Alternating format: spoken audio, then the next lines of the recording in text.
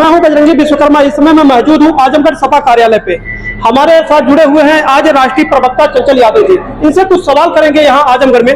Sir, जैसा कि भाजपा यहाँ पे बोलती है कि अब की बार 400 पार, इसके बारे में क्या कहेंगे आप? देखिए, अब की बार 400 हार। मोदी जी जो 400 को नारा दिए थे, पहले चरण में 400 की बात करते थे, अगले चरण तक आते आते उन्होंने बात करने लगे हिंदू मुसलमान की। दूसरा चरण खत्म नहीं हुआ, वो बात करने लगे मंगलसूत्र की। और अब पूरे विपक्ष ने मिल करके उनसे बोल दिया है कि बताओ आरक्षण के बारे में जो आप सेधमारी पूरे देश में कर रहे हो। तो अब बीजेपी घबराई हुई है। तो 400 पार की तो बात छोड़ दो आप, तो इस बार 400 हार होगी, 150 का आंकड़ा बीजेपी नहीं पार कर पाएगी। सर, आप राष्ट्रीय प्रवक्ता हैं, तो आजमगढ़ में आपकी क्या अहम भूमिका है?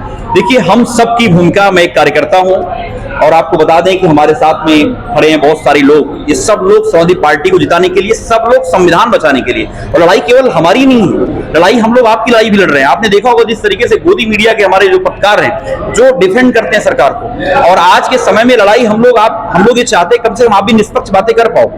ये लड़ाई हम लोग आपकी भी लड़ रहे हैं, इसलिए आपकी भी नैतिक जिम्मेदारी बनती है कि समाजवादी पार्टी और इंडिया गठबंधन को जिताने का काम करें। और यहाँ पे हम सब लोग मिलकर के माननीय धर्मेंद्र जी को संसद पहुंचाना चाहते हैं, जो पिछड़े दलितों अल्पसंख्यकों की आवाज को बुलंद करने का काम करते हैं। बहुत बेबाकी से आपके हक को याद होगा, आप जो इलाहाबाद विश्वविद्यालय में चोट लगने के बाद माननीय सांसद जी लोकसभा के अंदर जाकर के जिस तरह के दहाड़ने का काम किया था, आज भी उनकी स्पीच को जो आज भी लोग सुनना पसंद करते हैं और आज भी लोग बार बार उस बात का जिक्र करते हैं। तो इसलिए ऐसे जुझारू आदमी को हम लोग संसद भेजना चाहते हैं जो सबकी आवाज बन सके। और निश्चित तौर से आप देखेंगे 4 जून को जो रिजल्ट आएगा, आदरणीय धर्मेंद्र यादव जी बहुत मजबूती के साथ, बहुत बड़े मार्जिन से यहाँ आजमगढ़ से जीतने का काम करेंगे। सर, जैसा कि यहाँ पे बीजेपी अपना कार्य गिनाती है, सपा अपना कार्य गिनाती है, इसके बारे में आपकी क्या राय है? आपको याद होगा बीजेपी के क्या काम है, आप मुझे बताओ। अगर नीरव से पूछ लो कि आजमगढ़ में क्या काम किया तुमने। उन्होंने कहा है कि एयरपोर्ट हमारे नेतृत्व में हुआ है, हमने उसका उद्घाटन किया। आप बता दो, एयरपोर्ट की बाउंड्री तक उन्होंने बनाया होगा, कुछ उन्होंने प्लास्टर कुछ किया हो। नेताजी श्रद्धेय नेताजी ने, और 2003-4 की सरकार हमारी थी, उस समय हमारी हवाई पट्टी बन गई थी। और आज बताओ, ये झूठ बोलने वाले लोग हैं। भारतीय जनता पार्टी का नारा है मेरा झूठ सबसे मजबूत। और बता दें, इनके यहाँ झूठ बोलने की ट्रेनिंग दी जाती है। हमारे साथ जो बीजेपी कार्यक्रम जो प्रवक्ता मिलते हैं वो बताते हैं कि हमारे यहाँ झूठ बोलने की बकायदा ट्रेनिंग दी जाती है। और जनता इनसे सवाल पूछ रही, बताओ बेरोजगारी, 2 करोड़ रोजगार की बात करते तो आज 20 करोड़ रोजगार कहाँ है? और आप 60, मैंने बताया ना कि 60 महीने मांग करके आए थे, अब बताओ 120 महीने हो गए, आपको 5 साल और चाहिए। और जो हमारा अग्निवीर है, इन्होंने जो अग्निपथ और अग्निवीर स्कीम लेके आए हैं, एक नौजवान को 4 साल की नौकरी देंगे। बताओ, प्रधानमंत्री जी 10 साल प्रधानमंत्री बनने की बात करें, 5 साल भाइयों बहनों को और दे दो। और सपने क्या दिखा रहे हैं? 2047 का भारत बनाएंगे। अब सोचो जरा, मैं पहला एक बात करता हूं 2047 की विकसित भारत की। कितनी शर्म की बात है, लोग झूठ बोलने का काम करते हैं। ये कहते हैं कि हम 2047 तक विकसित भारत बना देंगे। आप मुझे जरा बताओ, हमारे हिंदुस्तान का शिक्षा का बजट इमेजिन करो कि चाइना का जो टोटल शिक्षा का जो बजट होता है उससे हमारा 2-2.5 लाख करोड़ केवल हमारा जो हमारा आम बजट है उससे 2.5 लाख करोड़ ज्यादा हमारा शिक्षा का बजट है। अभी शुरू हमें बनाते हैं ये। और अगर आपको याद होगा 2013-14 में जो शिक्षा का बजट था, टोटल बजट का 3% शिक्षा पे खर्च करती थी मनमोहन सरकार। और मोदी जी आए जो हमको विश्वगुरु बनाना चाहते हैं, आपको विश्वगुरु बनाना चाहते हैं, वो बजट को लाके 2.4% कर दिया इन्होंने। आप मैं ऑन रिकॉर्ड बोल रहा हूं, आप चेक कर लेना। आप बताओ, जो शिक्षा का बजट जो सरकार कम करती है, वो सरकार देश के भविष्य का खिलवाड़ कर रही है। वो सपने दिखा रहे हैं 2047 का, उनका सपना कुछ भी नहीं है। वो ये चाहते हैं कि यहाँ पे लोग पढ़े लिखे ना हो। आप बताओ, नई शिक्षा नीति लेके आए हैं, आप बताओ क्या हमारे जो गांव का किसान परिवार का जो अल्पसंख्यक दलित पिछड़ा है, जो जनरल में गरीब है, क्या पढ़ाई कर पाएगा? वो इतनी महंगी शिक्षा कर दी आपने। साल में 2-2 बार उसको फॉर्म भरना है, 2-2 बार उसको परीक्षा देनी है बीए ग्रेजुएशन में। आप बताओ क्या हालत कर दिया है। और इसके अलावा जो भी इन्होंने वादे किए, एक भी वादे पे चर्चा नहीं करना चाहते। मैं पूछता हूं, प्रधानमंत्री जी बताया ना कि जयपुर गांव जो गोद लिए थे वाराणसी में, क्या हाल हुआ उसका? आप बताओ, निरहुआ कौन सा गांव गोद लिया था, क्या हाल है उसका आज के समय में? आप बताओ, smart city 17 smart city Uttar Pradesh में बने हैं, बताओ कौन सा स्मार्ट शहर हो गया? सब झांसेबाजी जुमलेबाजी है केवल है। और आप सोचो, इनका है आज के समय में पूरी दुनिया में इस बात की चर्चा हो रही है, चंदा दो धंधा लो। आप सोचो, ये बड़े अपने आप को हिंदुत्ववादी बनते हैं। जो हमारी स्लॉटर हाउसेस हैं, हिंदुस्तान के बड़े स्लॉटर हाउसेस से चंदा लेते हैं। और कहते हैं गाय माता की जय बोलते हैं। आप सोचो, जो गाय कटाने वाली कंपनियां हैं उससे चंदा खाने वाले ये लोग हैं, जो पाकिस्तान के नाम पे हमको और आपको धमकाने का काम करते हैं, हमको आपको डराने का काम करते हैं, पाकिस्तान भेजने की बात करते हैं, और पाकिस्तान से भी चंदा खा लेते हैं ये लोग।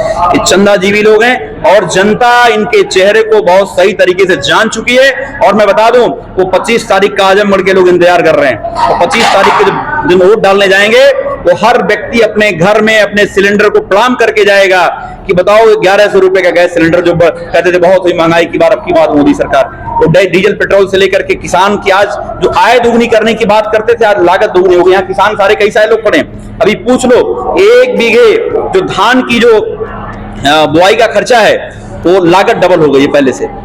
तो ये वो लोग हैं केवल झांसा देने का काम करते हैं, इनके पास कोई एजेंडा नहीं है, विजनलेस लोग हैं ये लोग, कोई विजन ही नहीं है। आप मुझे बताओ, अगर विजन होता तो शिक्षा के क्षेत्र में आप बजट बढ़ाते? आप बताओ, जो हमारे देश का जवान है जो अपने खुशी खुशी अपने सीने पे गोली खाने को तैयार रहता है, उसकी नौकरी आपने 4 साल कर दी।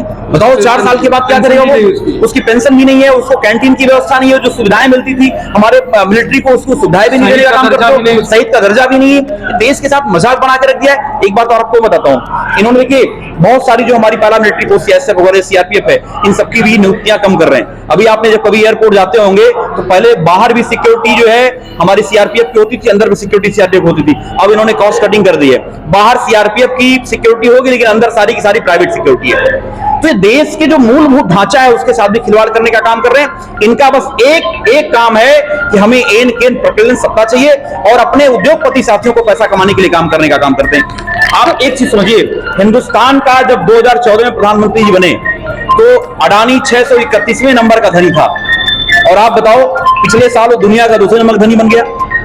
जब लोगों की आय कम हुई और पता नहीं कौन सा प्रधानमंत्री जी ने जादू मार दिया उसके ऊपर, तो दुनिया का दूसरे नंबर धनी बन गया। आप बताओ, तो ये झांसेबाज लोग हैं, जुमलेबाज लोग हैं, रेल भेल गेल एयरपोर्ट सब बेच दिया। आप कभी ट्रेन पे चलते होगे, आपके बगल से अडानी, इनका बस एक काम है कि हमें एन केन प्रकलन सत्ता चाहिए और अपने उद्योगपति साथियों को पैसा कमाने के लिए काम करने का काम करते हैं। आप एक चीज समझिए, हिंदुस्तान का जब 2014 में प्रधानमंत्री जी बने तो अडानी 631वें नंबर का धनी था, और आप बताओ पिछले साल वो दुनिया का दूसरे नंबर धनी बन गया। जब लोगों की आय कम हुई और पता नहीं कौन सा प्रधानमंत्री जी ने जादू मार दिया उसके ऊपर, तो दुनिया का दूसरे नंबर धनी बन गया। आप बताओ, तो ये झांसेबाज लोग हैं, जुमलेबाज लोग हैं, रेल भेल गेल एयरपोर्ट सब बेच दिया। आप कभी ट्रेन पे चलते होगे, आपके बगल से अडानी रेल निकलती है, आपको प्राउड फील होता है कि शर्म आती है? बताओ हिंदुस्तान के देश से क्या हाल कर दिया। सर ये किस्तानी मुद्दा है, आप गोपालपुर के रहने वाले हैं, अभी भी हमारा देवरांचल बहुत काफी पिछड़ा हुआ है, अभी भी उसके विकास के लिए लोग दूर दूर तक भटकते रहते हैं, आए दिन कुछ न धरना देते हैं। अभी जैसे कि हाल में ही एक पुलिया टूटी हुई थी, इसके बारे में लोग कई जगह आवेदन भी दिए थे, कुछ कार्य किए गए हैं। इसके बारे में आपकी क्या राय है कि देवरांचल की कब स्थिति सुधरेगी? देखिए निश्चित तौर से अगर आप देखें, अगर आप देवरांचल की बात करें, जो हमारी पिछली सरकार रही है, रोडों का जाल हुआ वहां पे। आपको याद होगा जितनी डामर से लेकर जा रहे सारी रोडों का काम हुआ। आपने देखा होगा महाराजगंज के अंदर आज जो जहां पे आग लगती है वहां पे फायर स्टेशन अगर किसी ने बनाने का काम किया तो आदरणीय अखिलेश यादव, हमारे नेता आदरणीय अखिलेश यादव जी ने जो भी विकास कुछ किया है, निश्चित तौर से वहां कुछ कमी रह गई है। और आप देखेंगे आदरणीय धर्मेंद्र यादव चुनाव जीतने जा रहे हैं, और वहां पर क्योंकि बहुत सारी ऐसी योजनाएं हैं जो बीजेपी हमारी उसको काम नहीं करने दे रही है। मैंने आपको बताया कि जो काम हमारे पहले हो जाने चाहिए थे उस काम को लटकाने का काम करती बीजेपी, और ये हमेशा मैंने बताया कि जो सपा के द्वारा किए गए काम पूरे प्रदेश में है, अभी तक उसी का फीता काट रही है और उस काम को स्लो करने का काम करते हैं। और आपने देवरांचल की बात कही, और उसके लिए ये बात माननीय राष्ट्रीय अध्यक्ष जी के पास भी है, माननीय सांसद जी के पास भी है, पहुंच चुकी है। और जो पुलिया की टूटने की जो घटना है, निश्चित तौर से उसका माननीय विधायक जी ने भी मेरा जिक्र हुआ तो उन्होंने कहा भी है कि उसको जो है कई बार अधिकारियों से बातचीत हो चुकी है, लेकिन अधिकारियों की जो है जान ही रहे हैं कि बीजेपी की सरकार है, ये लोग चाहते नहीं कि सपा द्वारा कोई काम जो है उसको आगे बढ़ाया जाए। सर एक लास्ट क्वेश्चन है, यहाँ के लोगों के लिए आप क्या संदेश देना चाहेंगे? यहाँ के लोगों को मैं ये संदेश देना चाहता हूँ कि लड़ाई बहुत महत्वपूर्ण है और आप जाग जाओ, नहीं तो आने वाली पीढ़ियां भी आपको माफ नहीं करेंगी। इस इंडिया के लिए आप वोट करो। ये लड़ाई संविधान बचाने की है, लोकतंत्र बचाने की है, देश बचाने की है। देश रहेगा तभी हम और आप रह पाएंगे। आज अगर हम और आप खुले में सांस ले पा रहे हैं तो हमारे महापुरुषों ने न जाने कितनी कुर्बानियां दी है, न जाने कितनी यातनाएं सही होंगी, न जाने कितने लोगों को जेल में डाला गया। इसलिए ये लड़ाई समझिए, कह सकते हैं कि जो लोग फिर से देश को गुलाम बनाना चाहते हैं उन लोगों के खिलाफ ये लड़ाई है, और देश को गुलाम होने से बचाने की भी लड़ाई है। देश में अगला चुनाव निश्चित हो ये उसकी भी लड़ाई है, क्योंकि ये बीजेपी के लोग जिस तरीके से आपने देखा होगा लोकतंत्र की हत्या कर रहे हैं, सूरत हो चाहे आपका वहां पे मध्य प्रदेश के अंदर जो दो सीटों पे उन्होंने घोटाला किया है। तो ये बता दूं कि ये लड़ाई उन सबके भविष्य की भी लड़ाई है, और ये लड़ाई हम लोग आपके पत्रकार साथियों की लड़ाई भी लड़ रहे हैं कि आप निष्पक्ष, आपके आपके बोल आपके आजाद रहे, जो आज कलम पर पहरा है उसकी भी लड़ाई हम लोग लड़ने का काम कर रहे हैं। चूंकि आप देखते होंगे बहुत सारे मीडिया के साथियों के ऊपर लगातार हमले हो रहे हैं, लगातार सरकार उनको जेल में डालने का काम कर रही है, प्रताड़ित करने का काम कर रही है। ये हम सबकी लड़ाई है, सबकी संगठित लड़ाई, इसलिए हम लोग मिलकर के आगामी 25 तारीख को जो है आदरणीय धर्मेंद्र यादव जी को साइकिल वाले निशान पर एक एक कार्यकर्ता बड़ी मजबूती के साथ वोट करने जाएगा और आपको इस बार सबक सिखाएगा, क्योंकि सबके अंदर आक्रोश है, गुस्सा है, महंगाई से लेकर भ्रष्टाचार से लेकर बेरोजगारी से लेकर कई सारे मुद्दे हैं। बहुत बहुत धन्यवाद सर। ये थे हमारे साथ राष्ट्रीय प्रवक्ता चंचल यादव जी, जिन्होंने हमारी बातों को बेबाकी से जवाब दिया। नेक्स्ट हम अगली कड़ी में मिलते हैं, तब तक के लिए धन्यवाद।